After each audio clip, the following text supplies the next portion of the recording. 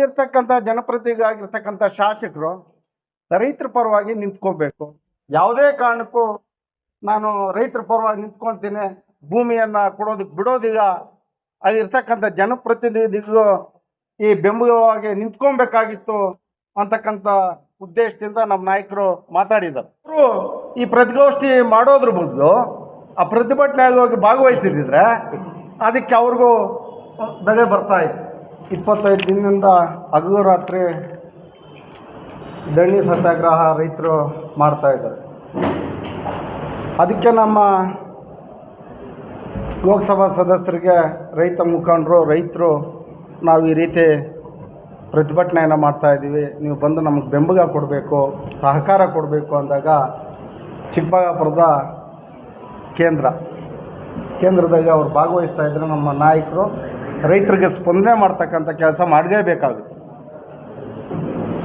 ಅವತ್ತು ಡಾಕ್ಟ್ರು ಚಿಕ್ಕಬಳ್ಳಾಪುರದಾಗ ದೇವನಹಳ್ಳಿನಲ್ಲಿ ಸಹ ಭೂಮಿ ಸ್ವಾಧೀನಪಡಿಸ್ಕೊಳೋದಕ್ಕೆ ವಿರೋಧವಾಗಿ ರೈತರಿಗೆ ಎಲ್ಲ ಅನ್ಯಾಯ ಆದರೆ ಅಲ್ಲಿ ನಿಂತ್ಕೊಂಡು ಕೆಲಸ ಮಾಡ್ತಕ್ಕಂಥ ಕೆಲಸ ನಮ್ಮ ಲೋಕಸಭಾ ಸದಸ್ಯರು ಮಾಡ್ತಾಯಿದ್ದಾರೆ. ಇವತ್ತು 25 ದಿನದಿಂದ ಮಾಡ್ತಾಯಿದ್ದಾರೆ. ಇವತ್ತು ಕಾಂಗ್ರೆಸ್ನವರು ಅದಕ್ಕೆ ಬೆಂಬಲ ಮಾಡೇ ಮಾಡ್ತಾರೆ. ಹಾಗೆ ಕೈಗಾರಿಕೆಗಳನ್ನ ಬರಬೇಕು ಅಂತಕ್ಕಂಥ ದೃಷ್ಟಿಯಿಂದ ಅವ್ರು ಮಾಡೇ ಮಾಡ್ತಾರೆ. ಆಗಿರ್ತಕ್ಕಂಥ ಜನಪ್ರತಿನಿಧಿಯಾಗಿರ್ತಕ್ಕಂಥ ಶಾಸಕರು ರೈತರ ಪರವಾಗಿ ನಿಂತ್ಕೋಬೇಕು. ಜಮಕೋಟೆ ಹೋಬಳಿನಲ್ಲಿ ಅವ್ರಿಗೆ ಮತವನ್ನು ಕೊಟ್ಟು ಅವ್ರ ಪರವಾಗಿ ಸುಮಾರು ಸಾವಿರಾರು ಜನ ರೈತರು ನಿಂತ್ಕೊಂಡಾಗ ಅವರು 25 ದಿನದಿಂದ ಮಾಡಿದಾಗ ಅವರು ಹೋಗಿ ನಿಂತ್ಕೊಂಡು ಬೆಂಬಲ ಕೊಟ್ಟು ರೈತರ ಪರವಾಗಿ ಹೋರಾಟ ಮಾಡ್ತಕ್ಕಂಥ ಕೆಲಸ ಮಾಡಬೇಕು ಅಂತಕ್ಕಂಥ ದೃಷ್ಟಿಯಿಂದ ನಮ್ಮ ನಾಯಕರು ಮಾತಾಡಿದ್ದಾರೆ. ಅದು ಬಿಟ್ಟರೆ ಇನ್ನೇನು ಈಗ ಫಲವತ್ತಾಗಿರ್ತಕ್ಕಂಥ ಭೂಮಿ ಕೈಗಾರಿಕೆಗೆ ತೆಗೆದುಕೊಂಡ್ರೆ ರೈತರು ಏನಾಗಬೇಕು? ಅವ್ರು ಕೊಡ್ತಕ್ಕಂಥ 1 ಕೋಟಿ 1.25 ಕೋಟಿ 2 ದಿನ ರೈತರ ಹತ್ರ ಇರುತ್ತೆ. ಆ ದುಡ್ಡು ಖರ್ಚಾದ್ಮೇಲೆ ಕೆಲಸಕ್ಕೆ ಅವ್ರಿಗೆ ಹೋಗಬೇಕಾಗುತ್ತೆ 10,000 15,000 ರೂಪಾಯಿ ಕೆಲಸಕ್ಕೆ. ಆದ್ದರಿಂದ ಯಾವುದೇ ಕಾರಣಕ್ಕೂ ನಾನು ರೈತರ ಪರವಾಗಿ ನಿಂತ್ಕೊಳ್ತೀನಿ, ಭೂಮಿಯನ್ನು ಕೊಡೋದಕ್ಕೆ ಬಿಡೋದಿಲ್ಲ. ಅಲ್ಲಿರ್ತಕ್ಕಂಥ ಜನಪ್ರತಿನಿಧಿಗಳು ಈ ಬೆಂಬಲವಾಗಿ ನಿಂತ್ಕೊಬೇಕಾಗಿತ್ತು ಅಂತಕ್ಕಂಥ ಉದ್ದೇಶದಿಂದ ನಮ್ಮ ನಾಯಕರು ಮಾತಾಡಿದ್ದಾರೆ. ಆ ಕೆಲಸ ಅವರು ಮಾಡಬೇಕಾಗಿತ್ತು.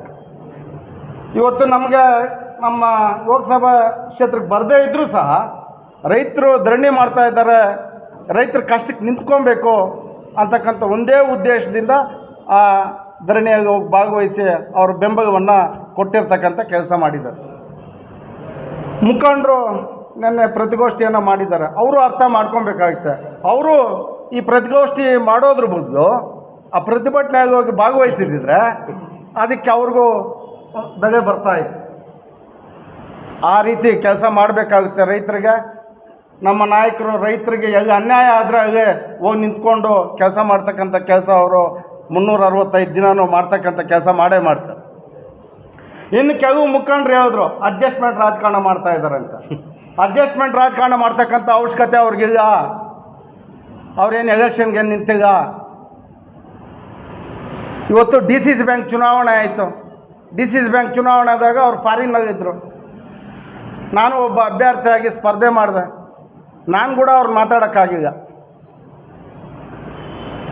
ನಮ್ಮ ಲೋಕಸಭಾ ಸದಸ್ಯರು ನಾನು ಕೂಡ ಮಾತಾಡೋಕ್ಕಾಗಿಲ್ಲ. ಅಪ್ಲಿಕೇಶನ್ ಹಾಕಬೇಕಾಗಿದ್ರೆ ಅವ್ರು ನಿಂತ್ಕೊಂಡವರು ಲೋಕಸಭಾ ಸದಸ್ಯರನ್ನು ಅನುಮತಿ ತೆಗೆದುಕೊಳ್ಬೇಕಾಗಿತ್ತು. ಅವ್ರನ್ನ ಮಾತಾಡಿ ಅಭ್ಯರ್ಥಿ ಆಗಬೇಕಾಗಿತ್ತು. ಆ ಕೆಲಸ ಮಾಡಿಲ್ಲ.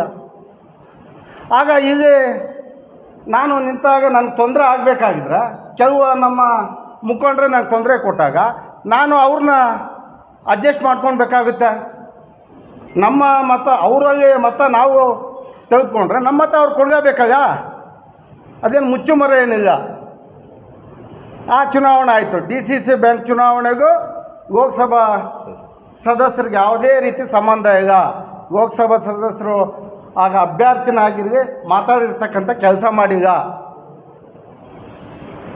ಆ ರಾಜಕಾರಣ ಅಡ್ಜಸ್ಟ್ಮೆಂಟ್ ರಾಜಕಾರಣ DCC ಬ್ಯಾಂಕ್ದು ಅವಶ್ಯಕತೆ ಇಲ್ಲ. ಎರಡನೇದಾಗಿ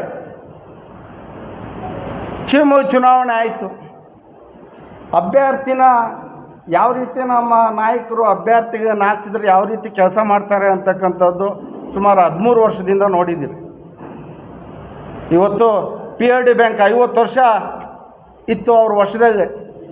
ಇವರು ಎಮ್ ಎಲ್ ಎ ಆಗಿದ್ದು ಫಸ್ಟ್ ಟೈಮಾಗೆ ಆ PRD ಬ್ಯಾಂಕ್ನ ಯಾವ ರೀತಿ ತೆಗೆದುಕೊಂಡ್ರು, ಯಾವ ರೀತಿ ಚುನಾವಣೆ ಮಾಡಿದ್ರು ಅಂತಕ್ಕಂಥದ್ದು ಎಲ್ರಿಗೂ ಜನಕ್ಕೆ ಗೊತ್ತಿದೆ.